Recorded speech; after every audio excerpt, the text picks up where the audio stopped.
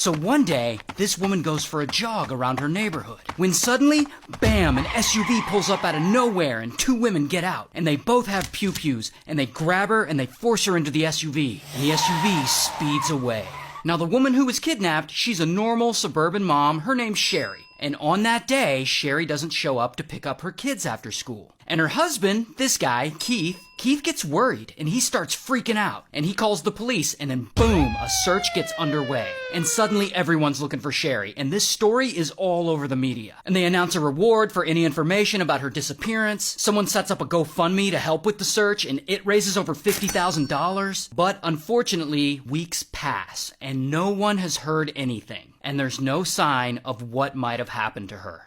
Until 22 days go by, and it's 4 a.m., and a woman driving along the highway, she spots a disheveled person on the side of the road. So she calls police. So police come, and they find it's Sherry there on the side of the highway, and she looks terrible. She's seriously beaten up, she's starved down to 87 pounds, all her hair is chopped off, and strangely, she has a Bible verse branded on her shoulder blade. And of course, police know exactly who she is. They know she's been missing, it's been all over the news. So they bring her in and they question her a few times, trying to figure out exactly what the hell happened to her during those 22 days. But Sherry, she's being really odd about the whole thing. She's not telling them a lot. But after a few sessions with her, she eventually gives them this story. She says that day she was out jogging, two Latina ladies pulled up in an SUV, and they held her at gunpoint, and they put her in the SUV, and they drove her to some shady location, and there they chained her up. Now from this story, police get enough of a description of the kidnappers to draw these two sketches. But unfortunately, their faces are covered, so the drawings aren't much help. But police hear this story, and they keep wondering, why the hell did the kidnappers burn a Bible verse into her skin? And so Sherry tells them something, but she keeps changing the details of the story. And it's especially weird because this Bible verse basically says anyone who kidnaps someone else should be put to death, which seems like a weird thing for actual kidnappers to burn into someone's back. So of course, by this point, police are suspicious of this whole thing. So they do DNA testing on Sherry's clothes from when she was taken. And the tests show that there's male DNA on the underwear she was wearing. But it sucks because that DNA doesn't match with anyone in their criminal database. Double until. At this point, about 4 years have passed since she was abducted. But then, out of nowhere, pow! Their DNA finally links with someone in their database. And basically, the results show that while they can't find a match for this DNA, they did find that it's close to someone else's DNA in the database, meaning that it's probably their relative. So they investigate, and they find that this relative is related to this guy, James. And James just happens to be Sherry's ex-boyfriend. So police find James, and they confront him, and he quickly crumbles, and he tells police that basically Sherry must have kidnapped herself. So here's what really happened.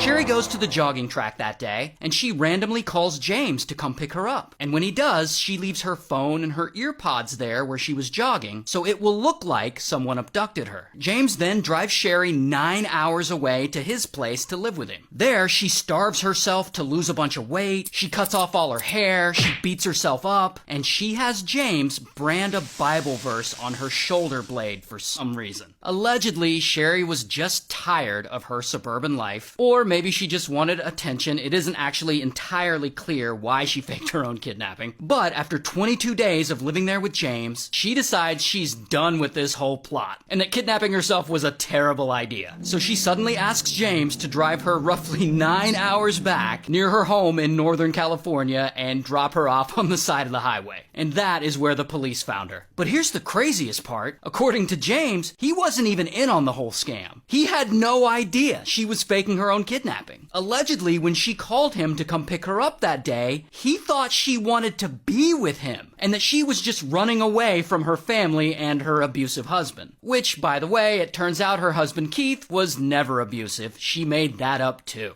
So anyway, police arrest Sherry. I don't have a mugshot, but here's what she looks like in real life. And also, here's what James looks like in real life. Ugh. And so Sherry goes to court, she pleads guilty to all this, and she's sentenced to 18 months in prison, and she's ordered to pay back all the money her hoax cost the state, which is around $300,000. While James wasn't charged with any crime at all. Also, 2 days after she pled guilty, her husband Keith filed for divorce. Good for him. Shout out to California. So this guy, his name's Dave, and Dave's girlfriend just unalived his other girlfriend.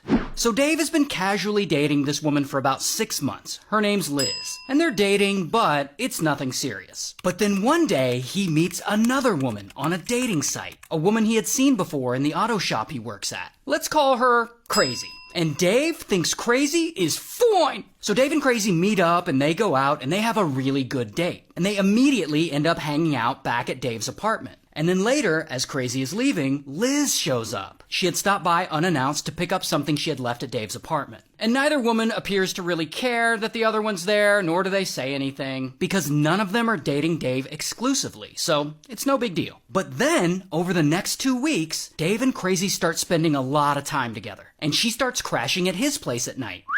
But then one day, while Dave's at work, Crazy texts him something that's way out of character. He gets a text from her saying she thinks they should move in together. And Dave's immediately like, nah. And that's when Crazy just snaps. She's like, fine, I hate you. I'm dating someone else. I don't want to see you anymore. Go away. And Dave's like, whatever. But then a couple of days after that, he starts getting more texts and emails from Crazy. And she's cursing him out and just saying really awful things. So Dave, he just tries to move on. And he continues to date Liz. But then Liz starts getting harassing messages from Crazy too. And they're insulting and they're threatening her. And one day she comes home to find from Dave spray painted in her garage. So Crazy's just going all out. But then Liz comes home one day to find her house burned down. And not only that, the fire unalived all her pets. 2 dogs, a cat, and a snake. And immediately Liz lets the firemen know. This fire was set by Crazy. So at this point, Dave is shook. I mean, this is getting out of control. And so he eventually gets himself a pew-pew, just in case. So all this harassment goes on for about 2.5 years, with them getting over 15,000 emails and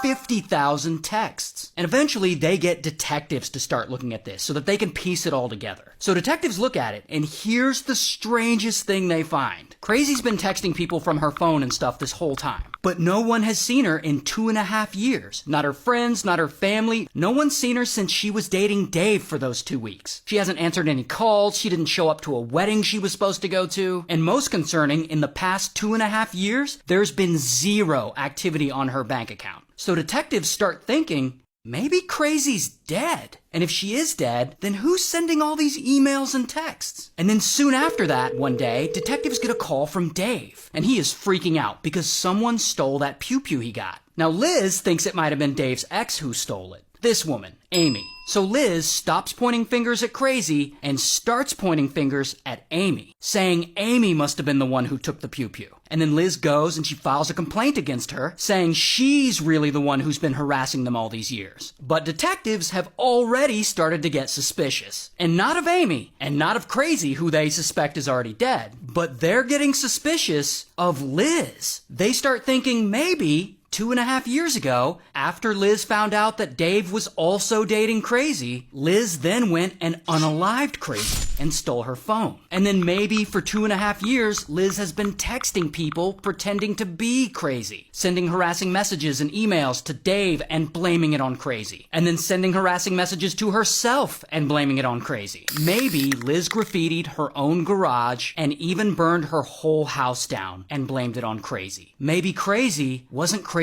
at all. She was a normal woman who was dating Dave for about 2 weeks and then was unalived by a jealous Liz. So that's the theory detectives have. But then the next night, Liz calls 911 and she's at a local park and she says she's been shot in the leg. So an ambulance comes and takes her to the hospital and she tells police it was Amy who came to the park and confronted her with a pew-pew and shot her.